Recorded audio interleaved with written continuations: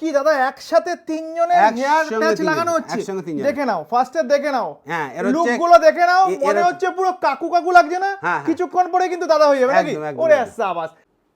আরে hair patch থেকে তো দাদা ধোঁয়া বের করে দিলে তো। হেয়ার প্যাচ থেকে ধোঁয়া বেরোবে, জল বেরোবে, বাতাস বেরোবে, সব বেরোবে। এই হেয়ার প্যাচ লাগানো নাকি বাইক চালানো নাকি উঠে থেকে চুল চলে যায়। ওরে বাবা, ওরে বাবা, এইভাবে টানার পরেও কিন্তু চুল উঠছে না। আরেকবার দেখিয়ে দাও, আরেকবার দেখিয়ে দাও। খোলার কোনো ভয় নেই। এইভাবে টেনে দেখাচ্ছে তাও কিন্তু চুল উঠছে না।